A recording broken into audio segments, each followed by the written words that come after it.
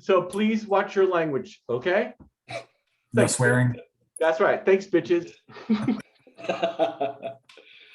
I mean, so I think, well, let me preface this by, my humble suggestion would be to go through the exercises, and if we have time, then go through some of the review that Gia shared with us. But that's You just, should review it. Well, the stuff we talked about in class. I mean, did he do like a final review or something? That's what I was saying, is that there was like 5 different modules in there, and let's run through the exercises and then go through the modules and see which one, because some of those look super hard. Hi there. I reached out to Gia about the first set, the deterministic examples to follow, and he said to look at week 6, the profit exercise, and recording in question 3 and 4 of our class exercises. So to focus on those 3 examples, if that helps. Which class exercises? So number 6. I'll pull number 6. Matt, will you show your screen? Oh, Yeah, if I allow it. Hold I'm on. downloading stuff. So is the final going to be just the ones after the midterm, the ones that he covered after the midterm, or did he say like It's everything. Yeah, it's comprehensive. Oh, I'm sorry, cumulative. Cumulative. Yeah. Simulated. Okay. Good. So Matt, he said again, week 6, and to focus on the profit model, which would be example 1. And then with respect to exercise from week 6, he said to focus on 3 and 4. 3 and the exercise 3 and 4. Yeah, so the three different problems. Okay. So I thought about what we talked about, and I've been going through the videos, trying to categorize the different problems from these categories.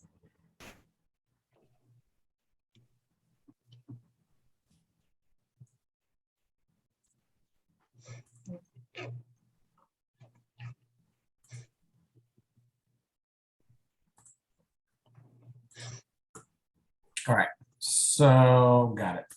All right. So we got pretty much everything open here. Would you announce which which file we're working on right now? Yeah, I figured let's do the exercises first, the ones that are due tomorrow, and then we'll move on from there through.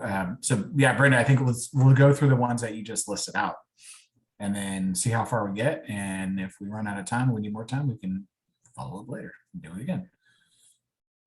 Okay, so let's see. So this is the question 1 exercise for week 8. So do we want to go through all of these, or if everybody's done it, we can skip it. But if not, then we'll go through it. So just let me know. There was 2 steps to this. All right, Neil, what's step 1? Step 1, well, I guess it's not really given what the slope and intercept is, right? So Correct. the way he did it in class was basically to graph it. Yeah, he did a chart, and from chart he did the trend line to get the formula. Yeah, add the trend line.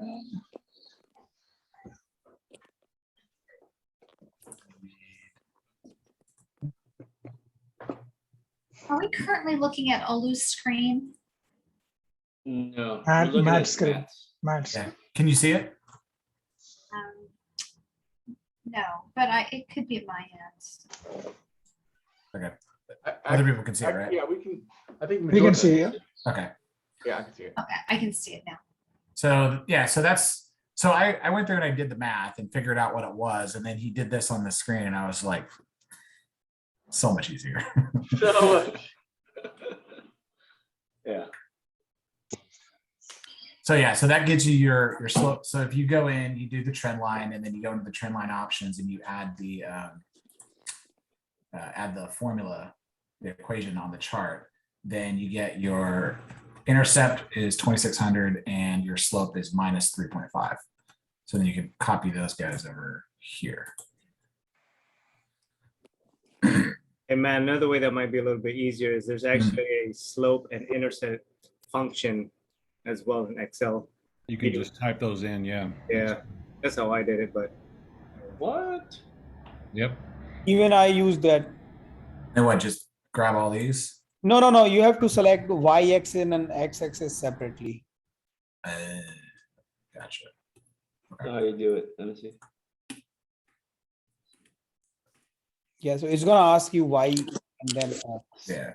So we're gonna do Y and then X. Got it. I guess it helps to know what Y is and what Yep. X is. But I mean, what's gonna happen is it'll just give you minus 3.5 or 3.5, right? No, it'll come out with, I think it'll come out with like different numbers that are kind of weird. Okay, So there you go. 3 ways to get there. right. And then I guess the way that you and I met did before the graph was just you have 2 points, and then painstakingly make the calculation. But Oh, like do it by hand. yeah, Yeah. So it's like, I mean, the slope is easy because you can do the math off this real quick, but then you got to kind of like work it backwards and kind of figure out where the intercept is. So it's a little bit of a pain. These 2 ways are way easier. right. All right, so get on that.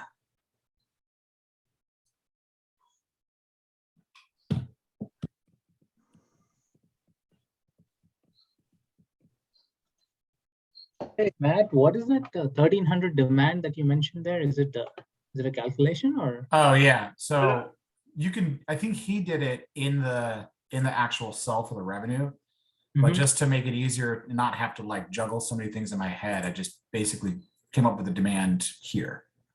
I see. Yep. So demand is basically your slope time, because it goes back to this equation, right? So you're plugging in price as your X and then demand is your Y. Right. Okay, got it. Yep. So then once you have that, then your revenue is then basically your demand times price, right? Right. So you can do all that in just the revenue cell too. So the way I was doing it was I would take the revenue part, set it up to price equals slope times price plus intercept, right? Right. Then go to the solver to solve the revenue. No, price, right? Yeah, you want to solve price. Price. No, you want to solve revenue. Maximum of revenue, right? Because you want to, so let's see here. Inverse relationship, blah, blah, blah, blah. Major line has found that when price is this, then Read the last demand is sentence. Read the last 500. sentence. Implement the model on a spreadsheet and use a non-linear optimization with solver, which you Yeah. can do, to find the Is it- optimal price to maximize revenue. And so I Right. said, Yeah, we need to find the price, not the revenue. So once Yeah. you identify the price, you multiply demand into price equal to revenue, right? Yeah. So here, like, let's do this. another cell. Well, So what we'll do is okay, so let's clear this. All right, so our objective is to maximize revenue, right? So set our objective for revenue, and all our formulas are set up. So yeah. when you change price, you'll get all that stuff. And we want to maximize it by changing price. Right.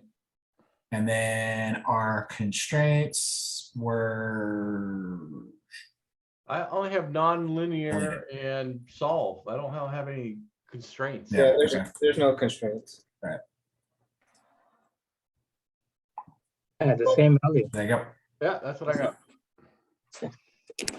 But I'm curious, we didn't ask for demand, but Yeah, I mean, he didn't put it there. Like, I think he just did that calculation right in this cell.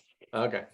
Yeah, I mean, all you got to do is basically do this and then take this and times this by your price, and then you got revenue. All right, that's it for question 1. Any questions before we move on? Wait, sorry, really quick, can you just hover over the price for the? Over it. Okay, that's not. Yeah, go back to the solver and I want to see the cell reference. Okay, B11, B10. Okay. Cool, thank you. Good. Okay. I have an Excel question. Anyone else running into issues with, like, when you open your Excel, sometimes all of your add-ins doesn't exist, even though when you check, it's already, loaded up. And then I have to go in. It might just be my installation of Excel, but I'm starting to panic a little bit. But That's not normal behavior. Yeah. Is that on a MacBook? no, it's on Okay. Windows. Oh, all right. Yeah, no, that's I don't know, Neil. That's very I'll let rare you didn't get a hacked version, did you, on the street corner? No, this is the Discounted the version. super paid Sometimes version. it happens to me also, like it's Power on. crashes, I believe. The add-ins crash when you open Excel. I think when you restart, it should be fine. Yeah, for the only fix I've seen so far is to kind of close it up and start it up again. And Yeah. lately, it's been, I have to do it once or twice for it to show Right. up. But Sometime it happens to me, but then I would just scroll up and down, it comes back. Hmm. Yeah. well, I'm gonna scream help if that happens during the final. So, all right, let's move on. Well, in that case, we'll use Matt's laptop. Hey, real quick, have we decided whether anyone's showing up? Matt, are you showing up on? I thought Saturday? I thought the decision was made for me. Oh yeah, that's right. We decided for you, but Yeah. I think somebody has to tell Gia because. Oh, Well, yeah, actually, yeah, no, good reminder. I was just thinking about that earlier. Like, we should email both professors and let them know ain't nobody gonna be there. Yeah, I think Ray assumed that, we're not gonna be there. He pretty much assumed that all of us are flying because remember, he kept mentioning that we're gonna take the final at the airport, so. He will not be there.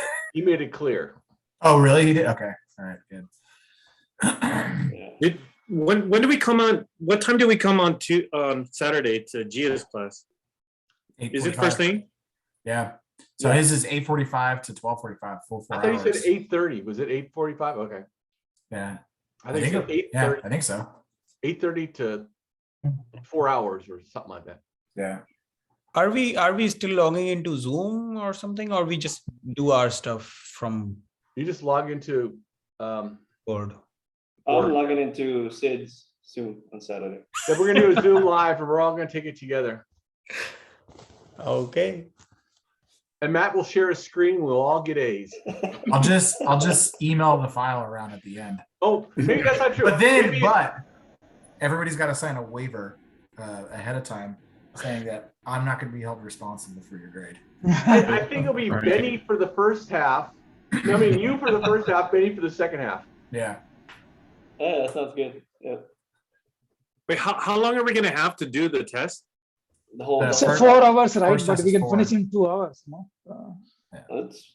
We got the whole class time, I think. So then Yeah. you just finish 2 hours and then we wait till 3 to take our other class? To Yeah. 3:30. Yes. Mhm. Oh my God. Yeah. Hey, you know what? We tried. We asked him. He said he's not changing it. So. Honestly, that break is so long. I'm probably going to show up drunk to the finance exam. You only have 90 minutes, so it'll go by quick. Yeah. All right, question 2. All right. Make it happen. Question brother. 2. We go over question 2. Yep. All right. So on each of these, I'm going to pause at the very beginning because I did this in class on Saturday and I don't remember what I did. So I gotta remember. So here, I think this is all blank, right? And we are, okay, so suppose the distance that a pharmaceutical representative, oh, this is the traveling salesman one. Travels between medical offices shown in the spreadsheet. Set up, solve, travel a salesperson problem using evolutionary solver. Okay, so we have this table, right? And this is the distance between the destinations. So then we're basically solving for this, which is the order that they're going to go from, I guess they start at 0 and then go in whatever order and come back to 0. And then these are the distance between. So, so here you set up an equation to give the distance based on the inputs in the from and the to. So you can do, I think he had like a couple of different options. This is the easiest one, doing the index. And then you, actually, does everybody know how to do this one? Or should I?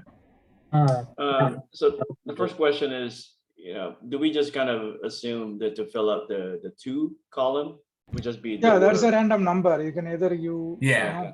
Yeah. Yep. Okay. Yeah, this starts empty. And then I think. Matt, can I show my screen? Let me, Yep.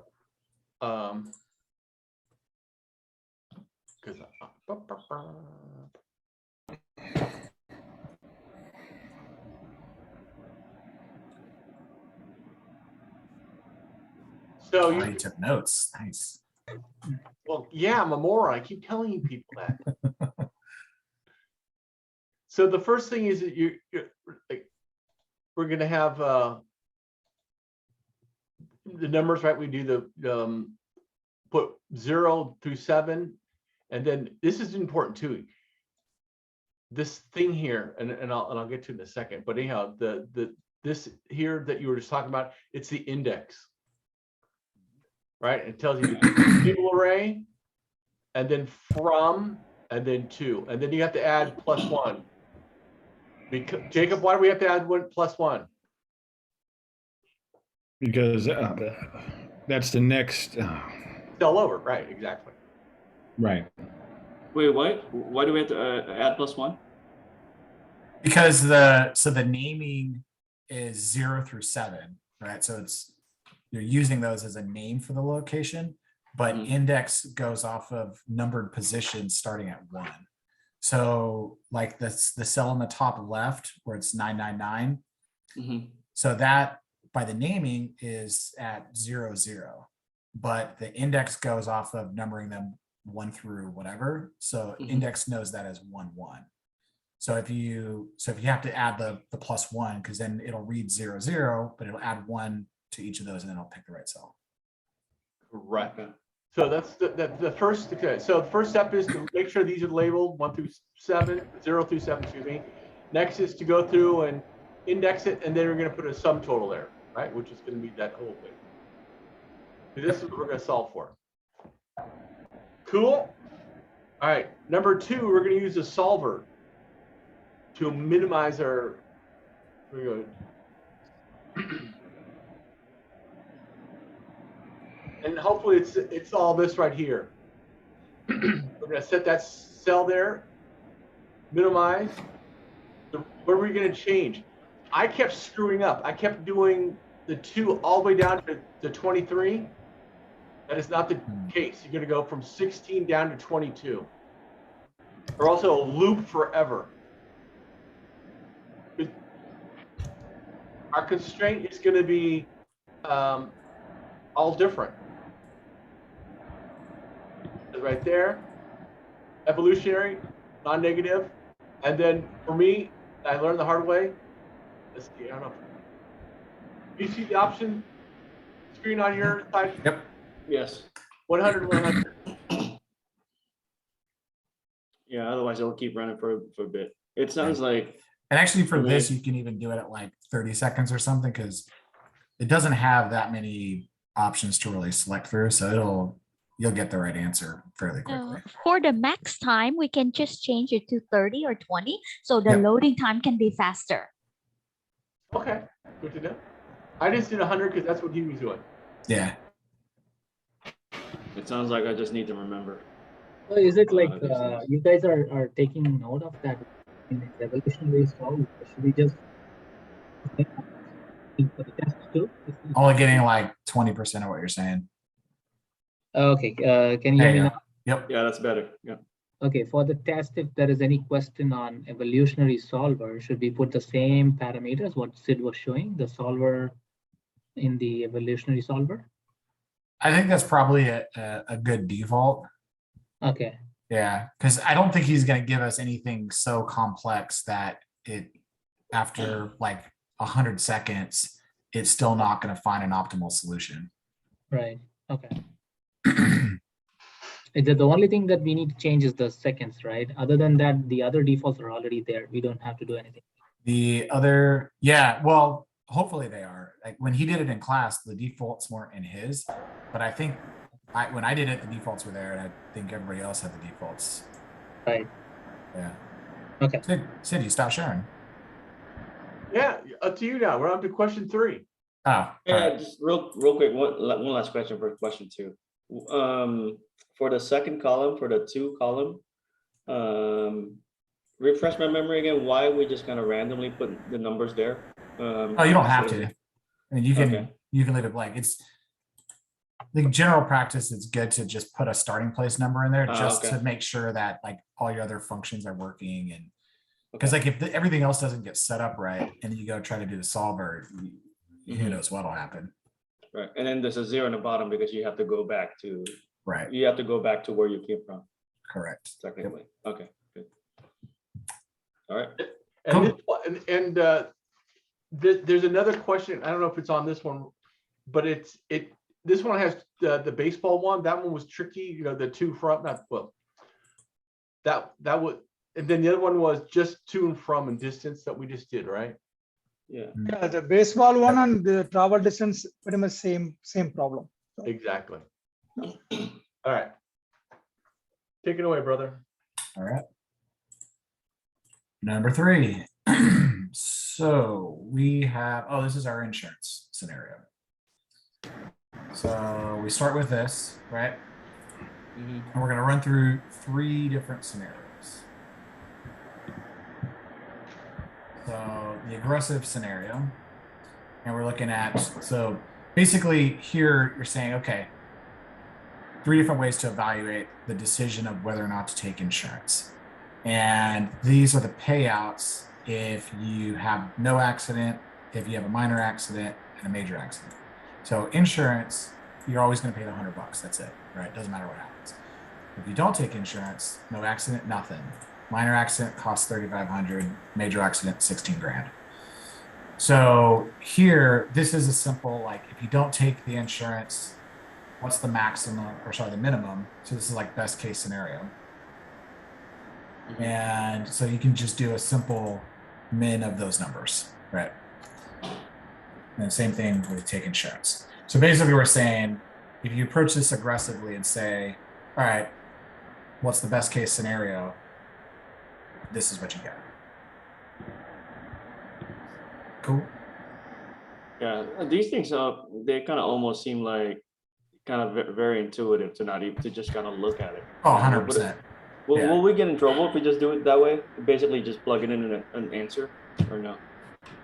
Probably not, but I don't know. For these, I did for A, I did the min function, and for B, I did the max function. Yeah. Yep. Yes. Exactly. Aggressive is mid and conservative is a max. Right. You know, we memorize that too.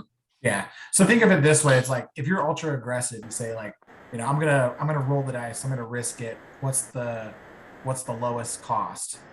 Then that's this perspective.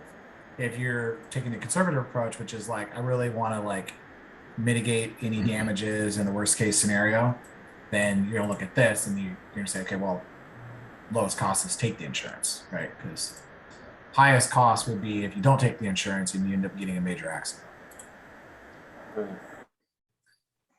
So then the third approach, we're basically doing a little bit of a matrix here. And we're saying, we're looking at, okay, so now if you take insurance and you have an accident or no accident, what is that what does that cost, right? And then you're offsetting it by the highest cost for the rest. So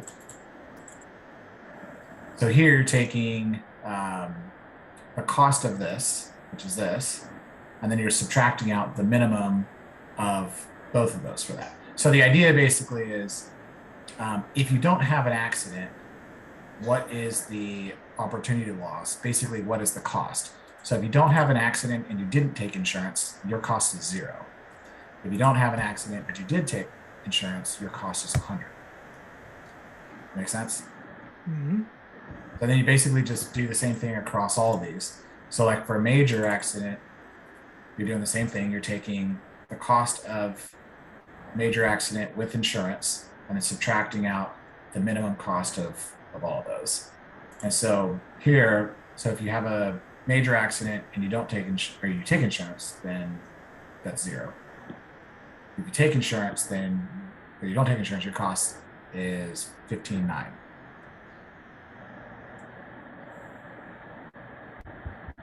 Matt, hover over the cell real quick. 15. Oh.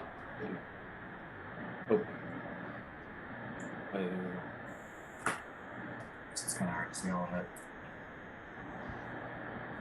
Okay. So then once you set this up, then here you're basically just taking the maximum of each of these. And so the idea is that you're looking at what's the maximum loss if you take insurance and the maximum loss if you don't take insurance. So if you take insurance, your maximum opportunity loss is $100, right? If you don't, then that's this.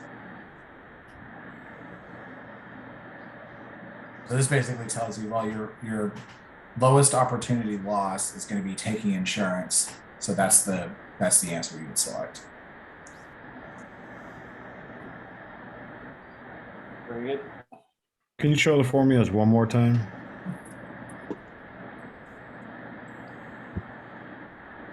Got it. Thank you.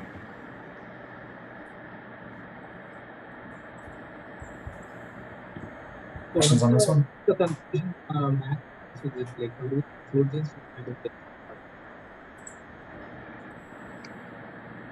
Matt, how do we conclude this? I didn't get that part that you explained. How do we conclude this? So how do you get these conclusions? Yeah. So the question ultimately is, what decision should you make using the following strategies? So if you're using the aggressive strategy, you're going to say, okay, well, don't take insurance because that's going to be that's the lowest cost, right? Then if you take the conservative approach, you're going to say, take the insurance because that's the lowest cost. And then if you're using the opportunity loss approach, you're going to take insurance because that's the lowest cost. So essentially you're looking for lowest cost in all of these, because all of these are basically coming up with like what's, using this strategy to evaluate it, what's your cost. Basically this is a risk analysis. Got it. Thank you.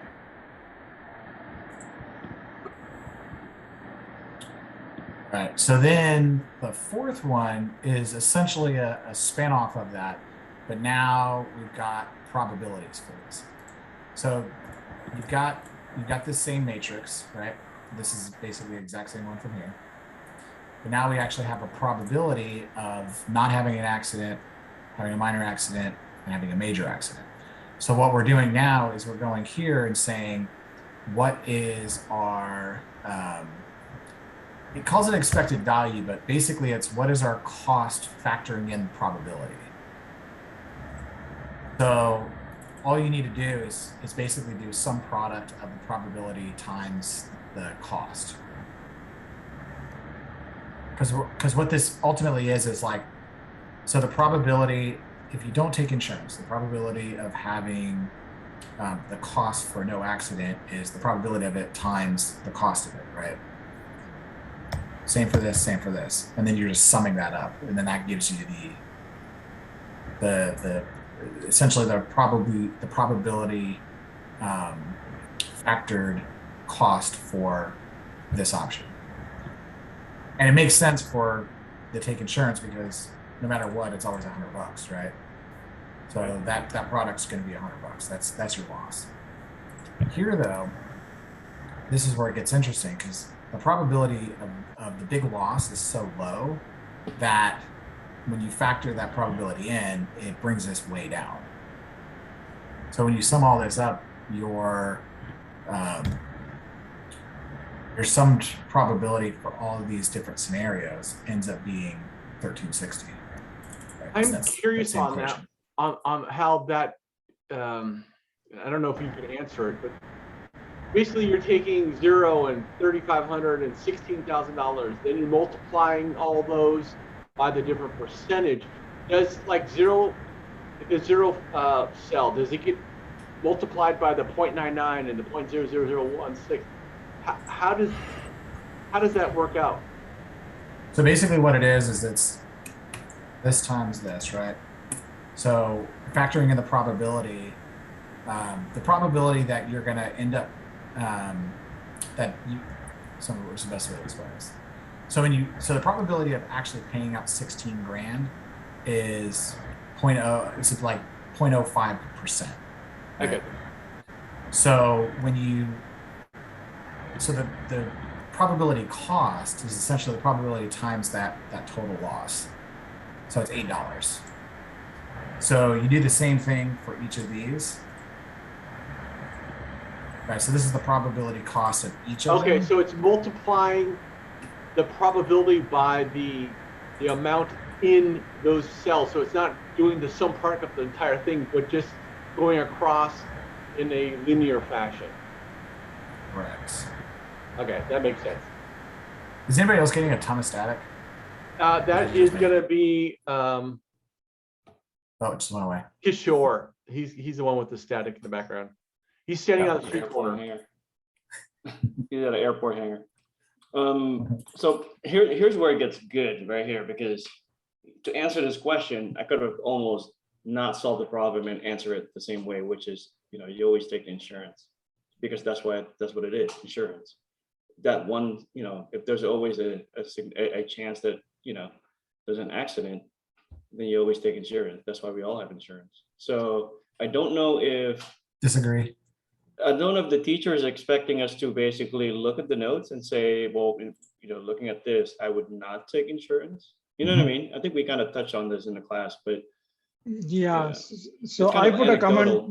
We need to take insurance, right? Because the price difference is not that big. 86.40. Yeah.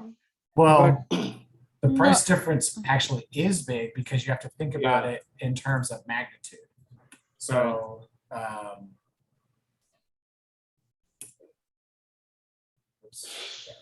and then multiply by 100. This divided by this. So the cost for not taking insurance. Oh no, I did it right there originally. So the cost for taking insurance is almost 7.5 times higher, because what this is the probability factored cost of each option. And another way to think about this is so with a probability of 0.0005, so that is 2,000? 1, 2, 3, yeah, pretty much. It's almost like never that you're going to have a major accident. 2,000. So once every 2,000 times, you'll end up having an accident that pays out that you have to pay 16 grand. So if you take that,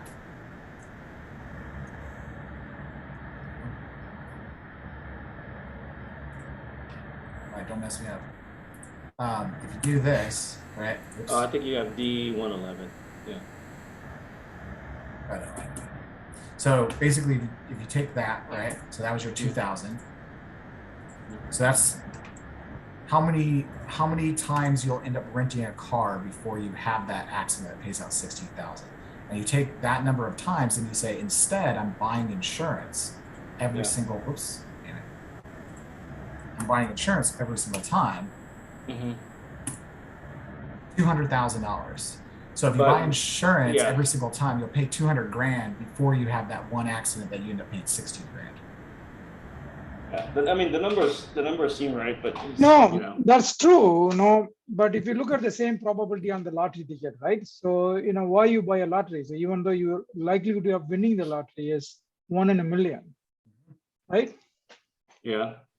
But you're not going to win if you don't play. So, But so Neil, to your broader question of do you just answer and like what you even said on the previous one, or do you have to put the formula? I think you could answer and you may be right, but I think if you put the this is a business analytics class. He wants to know that we at least get the concepts of the formulas. I think he won't give you full credit even if you answer correctly. Whereas you could answer incorrectly but have the formula right, or at least put that down, you'll get some credit. But I believe that's why, remember, he gave us a Word document and Excel so we could do that. So you could show your work and answer the question on that page, Yeah. So that's my opinion. I Makes think sense. that's what he'll do. In by the this way- question, I have a different opinions for this problem. Like when he asked us, "Will you expect to choose the insurance or not?"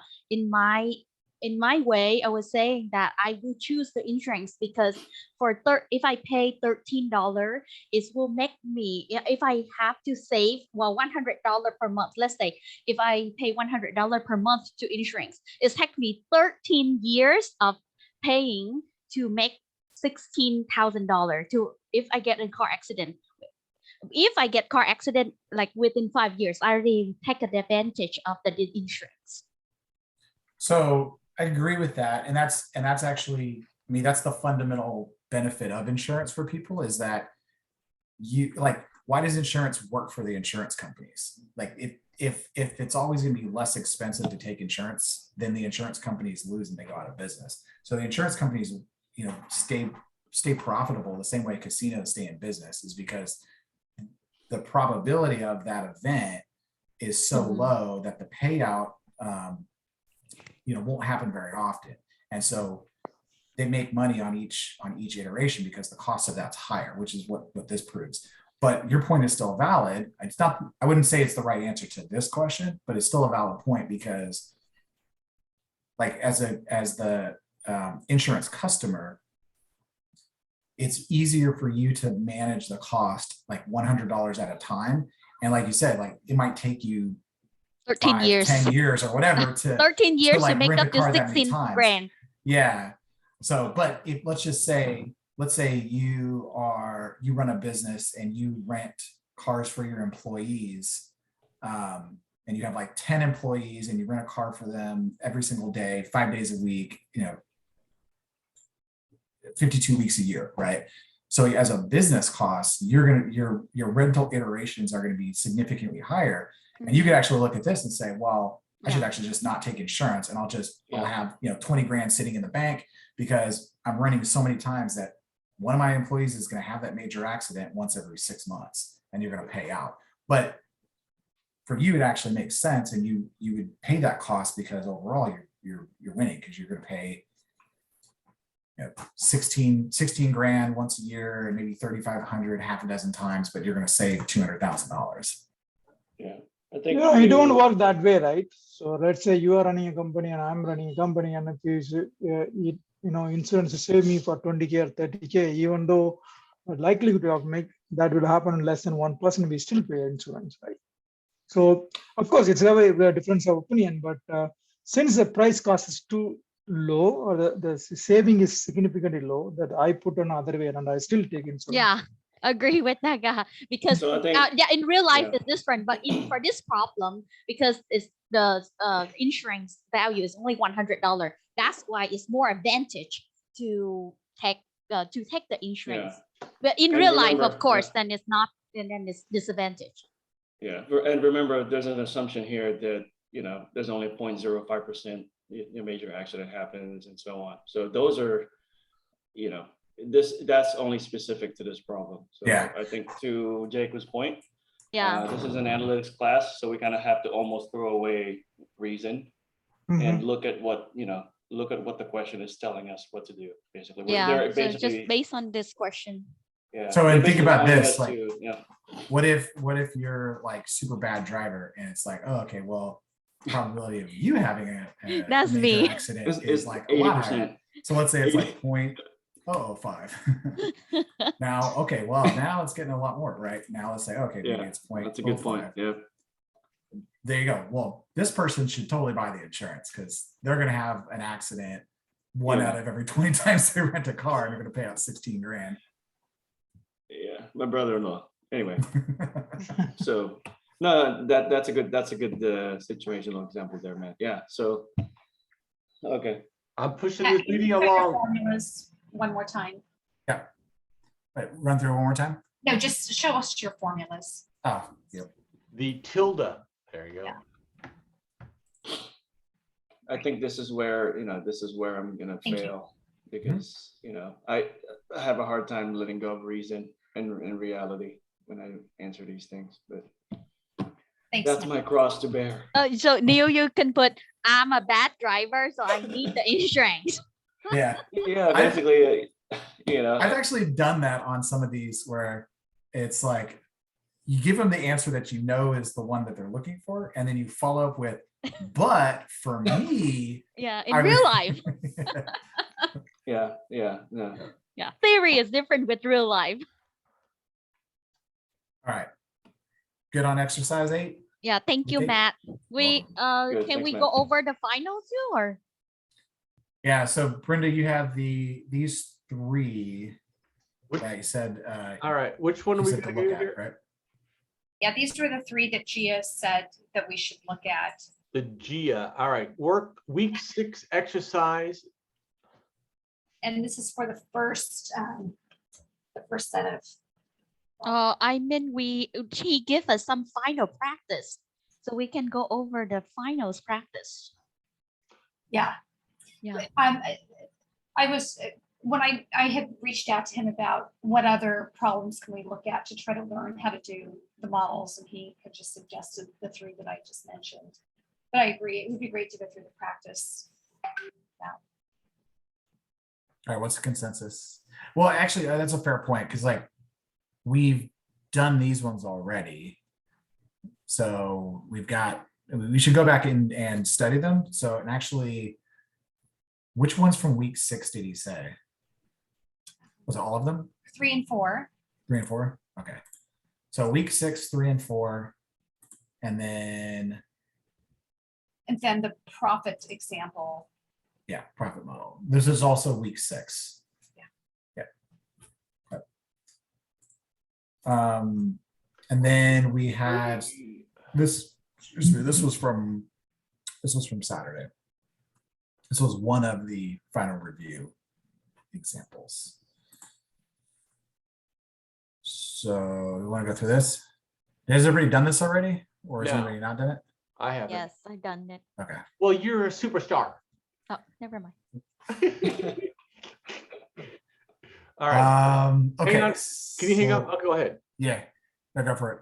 What's up? No, I just was gonna say, do we want to get everyone a chance to load this up if they don't have it already? Oh yeah. Yep. Go for it. That'll give me a chance to reread and remember what we did here.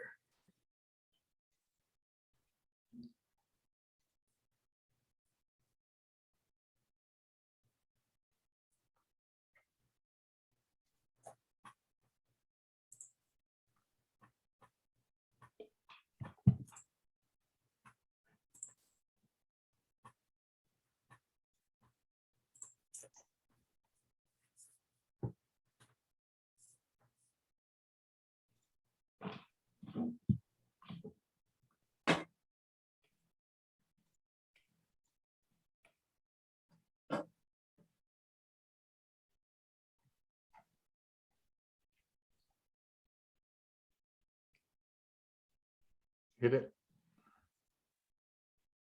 Good to go. All right. So all 3 of these are basically the same problem being evaluated 3 different ways, like 3 of the different ways that we've done in class. So the first one, okay, so first is set up our model, right? So we've got some of this information provided. I don't remember if it was already in the cells or not, but it's stated over here. So we have a fixed cost, 50,000, variable unit cost of $125 a unit. And then, so this is for manufacturing in-house. And then we can buy these from a supplier, but they're going to come at a higher cost, but without a fixed cost. And so ultimately what we're doing is we're evaluating for a given demand, what is a better model for us from a cost perspective? Is it manufacturing in-house, with the high upfront fixed costs? Or is it to buy from a supplier? And intuitively, you kind of know that since there's this high upfront cost, it's a fixed cost with manufacturing in-house. If your demand is on the low end, it's going to be less expensive to just purchase from a supplier, right? Because like you think about it this way, if you only have a demand for one unit, you're going to have to pay $50,000 plus $125 versus you can just go buy one unit from a supplier for $175. So you have these two different scenarios, and we're trying to understand what is the demand where we break even, and for different demands, like what is a better model, right? So that's kind of the overall goal for this. So the model is actually pretty straightforward. So for the total manufacturing cost, so this is the manufacturing in-house model.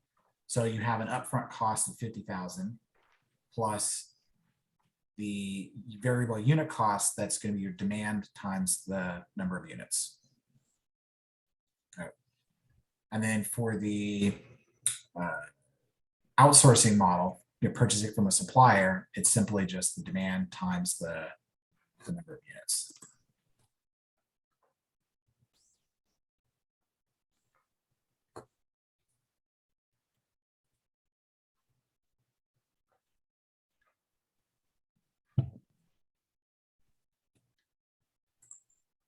So then you can test that by changing the number of units. So here's like that 1 unit scenario, right? So it's $50,125 if you do it in-house versus $175 if you do it through a supplier.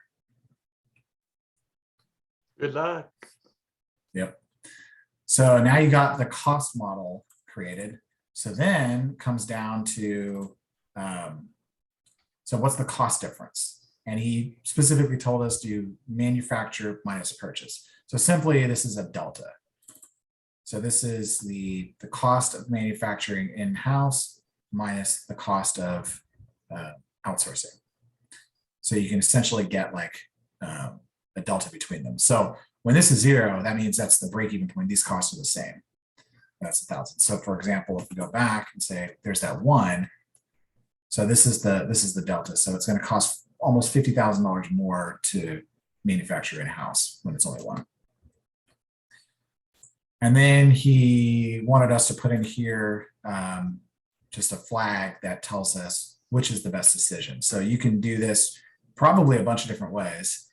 What I did is just set up an if statement that says if this is greater than 0, which basically means that manufacturing is higher than purchasing, and this is cost, then that means that the purchase model is better. If it not, then the manufacturing model is better. And just to get a little nerdy on it, I think if I were really doing this for my business, I would actually make it, I'd probably flip this around the other way. And if it was 0, because this is going to say, yeah, actually I did it the way I would do it. So if this is 0, I would say do it in-house, because the cost is the same both ways. I would just as soon do it in-house. I got a little bit more control, but not part of this question. Yeah, the logic is correct. Okay. So now you got your model set up. Everybody good on that part? Yep. Okay. So that basically, like, I think we'll use that same thing in just about all of these. So once you have that model set up, you go to like the next one, you're gonna basically just copy paste it. It's the same thing. So now the evaluation part comes in, and that's the part that we do different on each of these. So this one is doing the data table. So this is where, so let me just, let me just delete this. So here we're basically doing a data table where we've got, a bunch of different demand amounts. And we're going to do what's the manufacturing cost and what's the purchase cost for each of these. So just reference in these formula cells. And then this is where we do the data table. What if? And then our column inputs, we're gonna change the demand, right? And there you go. Wait a minute, can you go over that one more time again? Yep. While you're doing that, Matt, explain why sometimes you click on an empty cell when you do Oh, the okay. table. So this one, we're not doing anything random, right? So this is all very specific. Like we've got, here's a demand. And we're saying, what we're basically doing here is we're telling it, I want to know what these two are going to be when my demand is 100, plugged in here. Okay. So it's like if I went and I put in 100 and I said, okay, take this, copy that there, take this, copy that there. Got it. Yeah. And then I said, okay, now I'm going to do 200 and then copy those values there, right? So we're basically telling it we want to create a table like that. Oh. So this one, since there's nothing random, we want it to actually change this. When we do the random ones, that's where we have the model set up and we want it to just like, it already has randomized like built into the model. And we want it to just cycle through it a bunch of times. Okay. So, Jared, you wanted to see these, right? Yeah. Okay. So manufacturing costs, that's this part of the model, right? So basically just equal that cell. And then same thing for purchase costs, so equal that cell. So these are linked to the costs that are being calculated in our model here.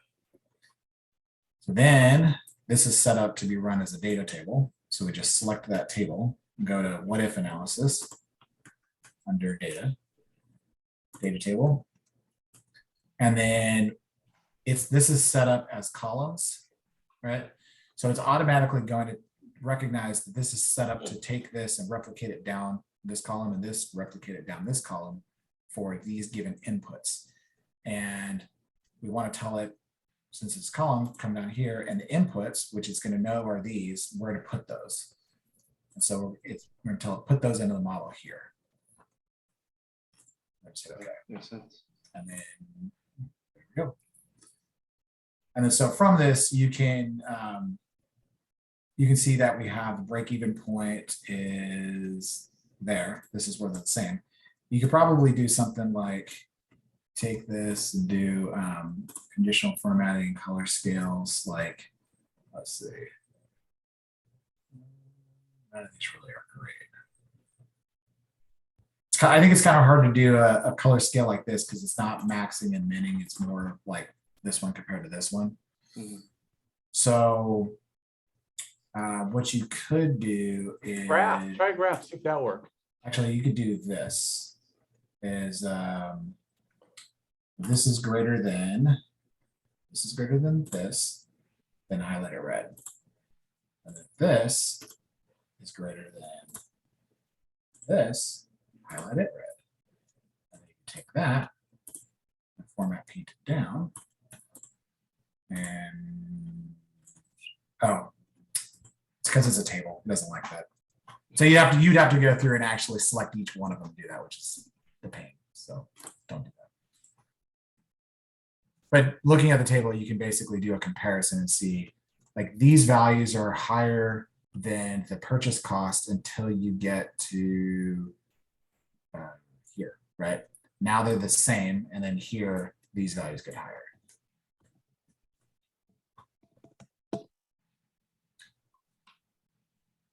So then from that, you can answer all the questions. Because the first question, actually, you don't even do this yet. You just plug in 1500 once you set up your model and then answer the question. So 1500, there you go. Total purchase cost is more. So manufacturing in-house is better. I recommend that you do a quick graph to kind of illustrate the break-even point. Yeah. You totally, you could graph this, right?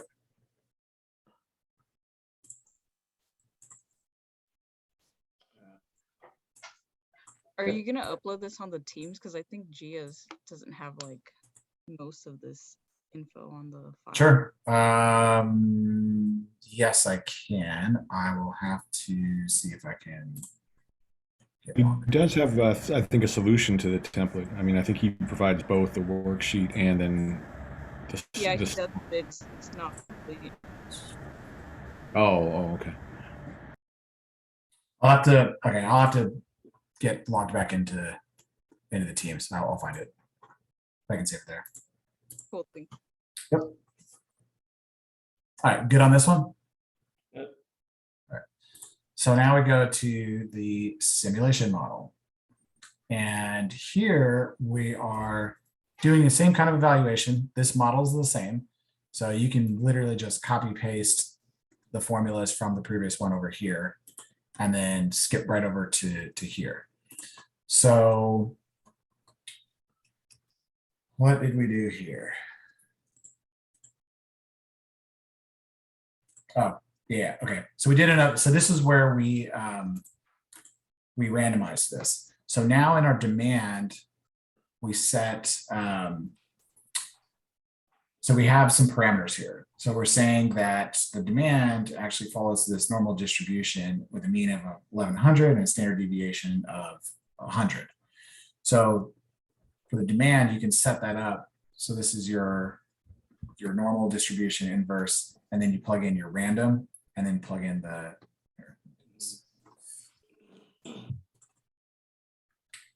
So plug in random for your probability, and then put your mean and the standard deviation in.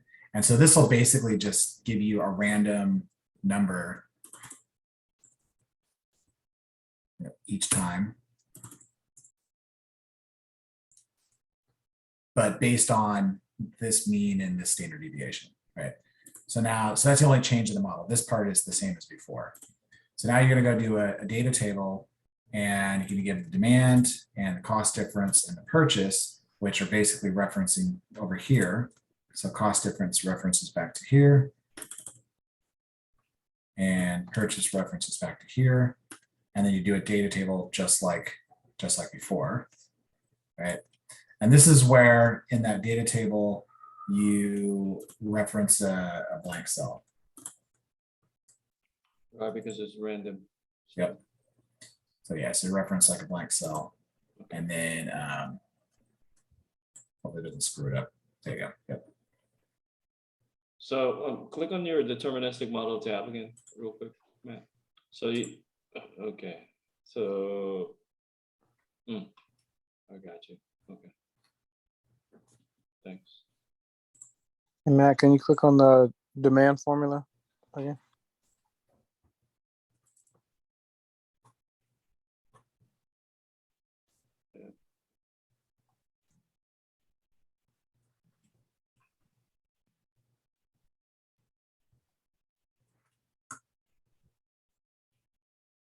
What's that bottom one right there? It says percent manufacturer, percent outsource. So then you're taking these and you're coming up with what percentage of them are manufactured in-house and what percentage of them are outsourced. So then you can make a decision based off of this. Otherwise you have to go through, I mean, it's kind of obvious. You see a whole bunch of manufacturers, so you can tell, well, manufacturer's the better choice most of the time, but this quantifies that. Matt, can you explain? I think I missed the part on the demand. Why did you put that 1100, 100? Yep. So the question is telling us to assume that the demand is uncertain, right? So the previous one, we kind of were given some demands to answer certain questions for, and then to figure out what the break even was, and some deterministic type of evaluations. So here we're doing simulation based on just like could be random stuff. So from the historical data, we know that it's a normal distribution, has a mean of 1100 and a standard deviation of 100. And then he's asking us to do 20 trial of Monte Carlo simulation, basically like 20 random simulation trials to see what the average cost will be. So what this basically tells us is using normal distribution with this mean and this standard deviation, do 20 random simulations and then map that out. So that's why when we go to the demand, we're telling it, okay, well, just do a random number based on it being normal distribution with this mean and that standard deviation. I think if something like this shows up on the test, a dead giveaway is if, he's talking about basically giving you the mean and the normal distribution. Oh, yeah, I don't think there's anything else he's given us those for.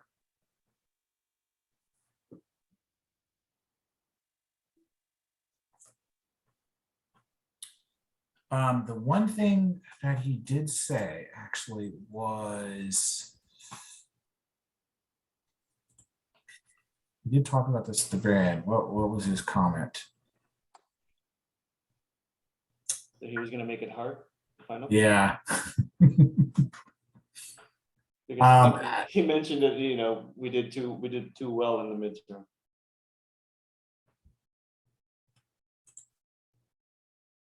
Well, keep this in mind that we all have lots of points so that if we all get like C's and D's, we'll still have enough to pass the class. Oh, yeah.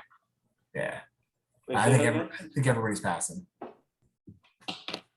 You get a passing grade, you get a passing grade. I think, sorry, we can move on, but I just side, comments, but I spent some of my time like calculating my grade, based on what I'm gonna get in the final exam. And, even if I do well on Mr. Ray's class, I think I still get like a B or something, B+, even if I get 100%. So. Same here. B's get degrees. B's get degrees, that's right. All right, what else we got here? Our time is limited this evening. Yep. So optimized model this is using solver, actually just kind of like we were earlier on the example. So again, same cost model from the previous ones. And then here, we're just saying, what's the final cost? Oh, okay, there's a little setup here. So this, I don't think is on it already. So we basically set up a choose or not choose matrix. So in doing solver, everything has to be numerical. Otherwise it can't solve anything. So you have to set up a matrix of how you'll quantify or digitize, I don't know what the right term is, whether you choose one option or the other option. And then I'll get to this. I'll explain why it'll make a little bit more sense. So basically what we're doing here is waiting for solver. There we go. So we're answering the same thing again, right? So suppose a manufacturer can produce this and this and this. We already know all that. So suppose the production volume is 1,500. Okay, so our demand is known. And then can you build an optimization model to decide which option should the manufacturer choose? He's making this easy for us by giving us a demand to plug in. So as soon as you plug that demand in, you already know what the right answer is. So you'll know whether or not your model is actually going to work properly. But basically what he's doing is telling us to use solver to make an evaluation for this to tell us which is the right answer. So what we're going to do is we're going to come in here and we're going to say that our objective is the final cost. So back here. So our final cost for this is going to be using this like decision matrix. So what you can do is, because we have two different options here. And this is going to be like, think of this as like our on-off switch. So we can say, oh, I want this option or I want this option. Right, so right now we're telling it I want this option and 0 for that. So you want your final cost to represent your choice being made here. So a way to do that is to have it be the sum product of these times these. Because if you always have it be to where the one you want is 1 and the one you don't want is 0, then when you multiply and add that stuff together, it'll always be the cost of what you want. Does that make sense? Don't worry too much about why, because it'll make sense in a minute, but I just want to make sure like that you follow that part. So with that, then you can create a solver setup here that will set these for you, right?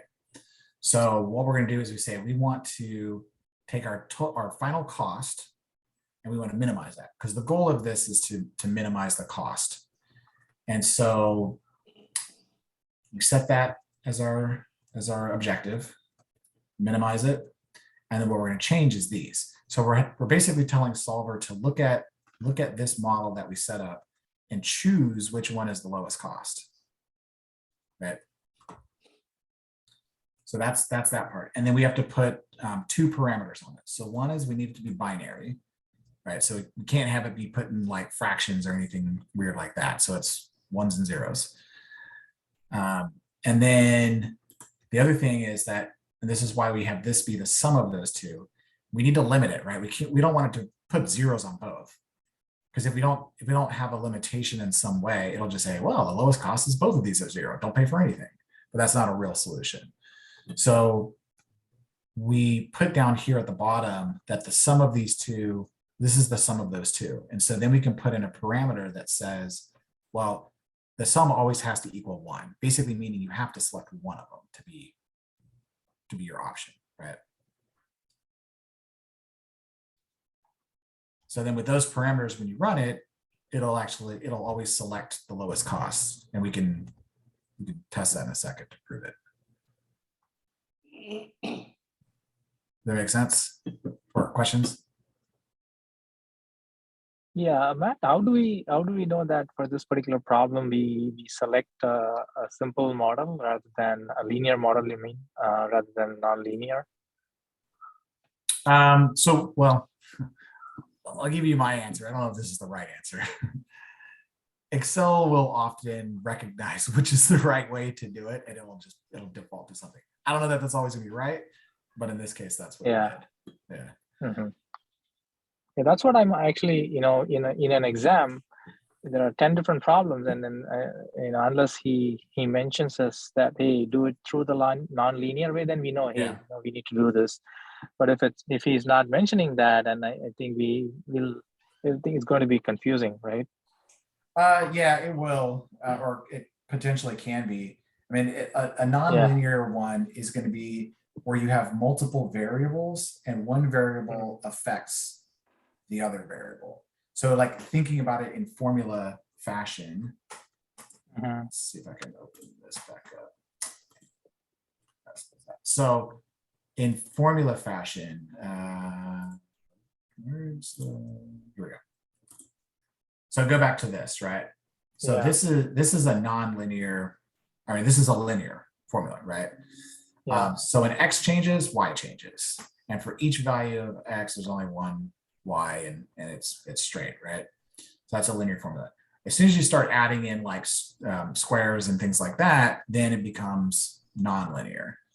And so, it's not the easiest answer to, I think, the question of when do you choose non-linear, but if you kind of pay attention to like how many different parameters you have and how the change in those affects the other ones, and when that becomes like not a straight line if you graphed it anymore, then you know it's not linear. Yeah. I'm trying to think of like a good example.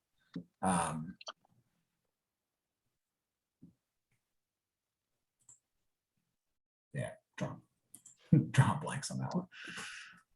Yeah, I think yeah, this equation I think will help us. I think that one way we can do a line chart or something. Yeah. Probably do the equation and see, if it's not linear, then don't do that. Yeah, right. Yeah, I think most of the stuff that he gives us is simple enough that if you did graph it, there would be enough variation to it that you'd see an obvious curve, or if it looks straight. He always makes the point, like when you're doing like really detailed statistical analysis, there can be things that if you plotted it, it looks like a straight line, but there's minor variations in it that makes it nonlinear. That's where you kind of have to know like the greater detail, but I can't imagine it's gonna be anything like that. Most likely specify the terms, Probably. Yeah. Yeah. Since we are not going to be data scientists, I think this should be okay. This level of knowledge should be okay. Well, I use that same logic in the finance class, but doesn't seem to be working. Yeah, True, I yeah. agree. We are going to be probably managers of data scientists, not data scientists itself, right? So Yeah. it's okay. Just need to be able to look at it and know when to call bullshit. Yeah. Good point. Yeah.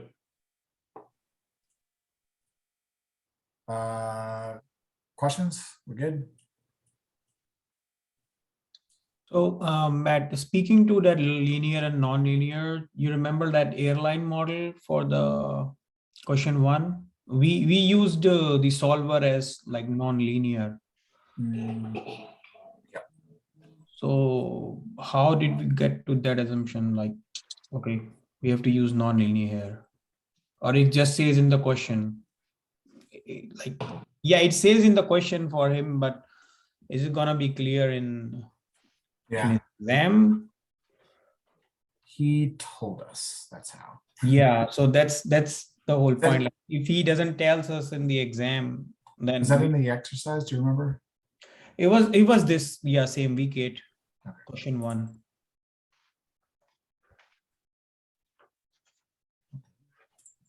Yeah, the one. Oh, that was the one. One with the slope and intercept one. No. Week 8. The one with the slope and intercept where. No, not the exercise. It was it's a different one. No, you just opened it. You just had it. Sure. Yeah. That's this. Yeah. Oh, this one here? Yeah, see in the, it says like use nonlinear optimization when solver to find the optimal price maximum.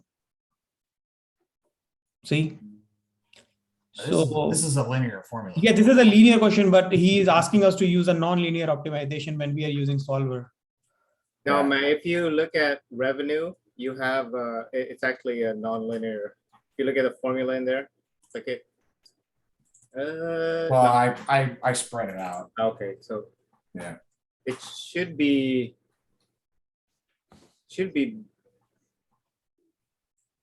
that times B10, right? Because your revenue. Oh, yeah. So no, I got you. Yeah. The equation for the revenue is nonlinear. Right. Yeah. And that's why we're using nonlinear in the solver. Because basically this is the equation for the demand, and then the equation for the revenue is this times price again, but price is already in this. So you end up with minus 3.5x squared plus 2600x. So then it becomes a nonlinear equation. Yeah, it makes sense now. Yep. Yeah. So basically revenue is a function of X and Y both. Yeah. Yeah. Yep. Yeah. So if you did a bunch of points for revenue and then you graph that, you're going to see a nonlinear response. Yeah, that's why I was so confused. Like we are getting a linear graph and why we are using nonlinear optimization. Yeah. Clarence comes through clutch. Yep. Thanks, Clarence. Sure, no problem.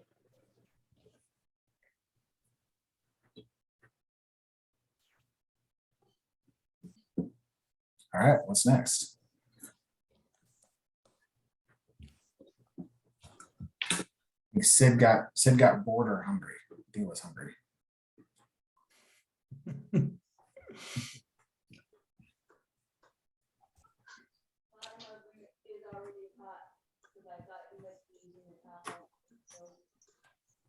So he didn't go over all of the final exercises he posted on the. So are we expecting, I don't know, them to be on exam? I think he basically said, like, if you can do the final, if you can do these final review ones that he put, you should be mostly okay. But I think these final review ones are more the stuff that we did recently. And honestly, my guess is that it's going to be heavily weighted towards the stuff we did recently and probably not a ton of stuff that we did early on. That's my guess. Yeah, he said there would possibly be up to 6 questions, so I'm guessing 4 of them will be these, and the other 2 will be what we something that we did in the midterm. Yeah. Plus, he posted the final review with the answers, so we can. Oh, for these ones? Yeah, for all the final reviews, there are answers. There are 2 files with the one which says finished is with the answers. So I'm just gonna have a look at those. So what is the decision analysis? Did we go through that, or is it? That's Decision the, analysis? yeah, that's the Yeah. one where we're gonna do the min and max and Oh, okay. yeah, kind of same like selecting an insurance. Yep. Oh, is it the same? Okay. Yeah, it's kind of like this. Oh, I mean, okay. I think decision analysis, think of it more broadly as you'll like it may be something like this. He may stray off a little bit and approach it more like, okay, you have a bunch of analysis tools in your tool belt now from all the things that we've done over the last, 8-9 weeks. And you're going to be presented with a business case that you need to, analyze and then make a decision for. So he could be more broad with it. Yeah, Sid, basically what's we, for dinner, Sid? yeah, we need to analyze in 3 different model and we present it, right? That's a practical approach. I'm actually hungry for second dinner now. I said 8 So- 8:30, but you kept going, brother. So is this like, so do we have to submit, sorry, I missed the last class. So do we have to submit this final review also as part of our homework? No. Only week 8 exercise. Only that? Okay. Yeah. So this is the stuff that we need to go through before the exams, right? So. And Yeah. Does anybody has any kind of a cheat sheet, like, what kind of a model you do for, because we went through so many models, so many like data tables, descriptive statistics, regression, blah, blah, blah. But, sometimes you get confused on what to do when you have I think, well, I don't have a cheat sheet for it now. I think what would be my advice for studying for this is to do 2 things. Is one, I would first go through like, hopefully you have like all the different homework examples and all that stuff saved that we did through the course of the semester. And I would go through each one of them and just like refresh your memory on what it was. And then, yeah, whether you do a cheat sheet or how you do it, just note something down of like, oh, if I get this kind of scenario, go look at this spreadsheet that I have. Because I noticed on the other exam is like pretty much everything they gave us was like, there's a new question, but like you could go back and reference one of the examples that we had worked and you'd kind of know the framework to use. So if you could just like quickly reference like which one it is when you look at a problem, I think that'll be the quickest way to know like what framework to use. And then the second thing I would do then is when you went through those, the ones that you like, some of them you're probably like, oh yeah, this is slam dunk. Other ones you might be like, I'm a little sketchy with this. Do some repetitions on that. Yeah, makes sense. Yeah. Awesome. Yeah.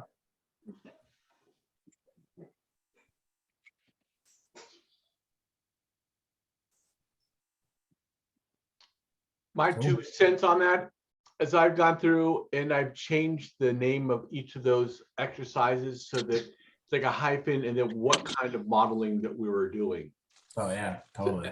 And then I went back to each tab in there and put like, is this a profit max problem or something? That way I have a quick reference to try to figure it out. And then the third thing is that, as you saw on some of my other slides, is I put the formulas to the side so that I don't have to kind of guess, I've got it spelled out at the same time. And put it like in your own words. So it's like quick reference and you can find it. Yeah. All right, if that's it, then Pat, we're gonna shut down the recording.